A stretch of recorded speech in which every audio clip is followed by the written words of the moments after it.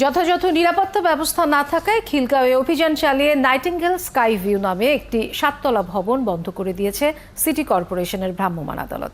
এদিকে অভিযানে রেস্টুরেন্ট বন্ধের প্রতিবাদ জানিয়ে হয়রানির অভিযোগ করেন রেস্তোরাঁ মালিক সমিতি। এই ব্যবসার গাইডলাইন করে দেওয়ারও দাবি জানান তারা। রিয়া সেজানের প্রতিবেদন।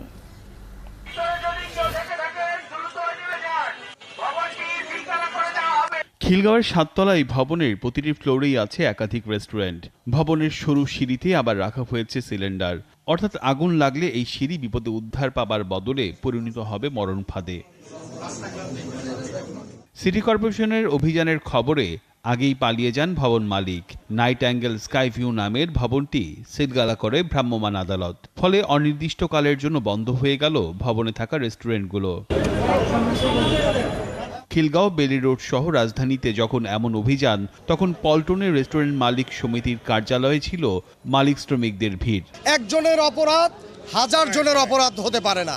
সিলিন্ডারের নিরাপত্তা সিলিন্ডার কোম্পানি করবে, রেস্টুরেন্ট মালিক সমিতি সিলিন্ডারটারে ঠিক মতো সংরক্ষণ করে কিনা সেটা দেখবে।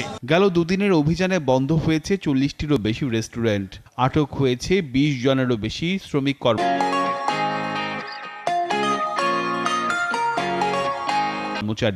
যাকে হয়রানি বলছেন রেস্টুরেন্ট মালিক সমিতি। যেই পরিমাণ হয়রানি আমাদের করা হচ্ছে, এইটা আসলে কোনো সভ্য দেশে হতে পারে না। আমি বলি হায়নার মতো ছাপিয়ে পড়েছে।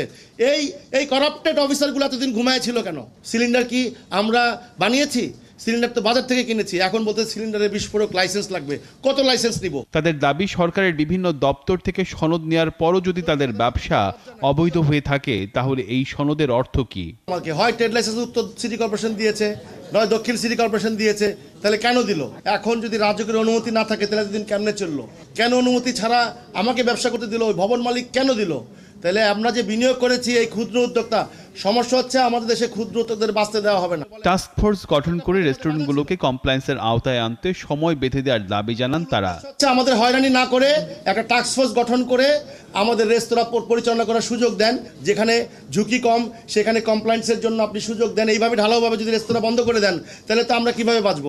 রিয়াজ সেজান, ৭১, ঢাকা। এখন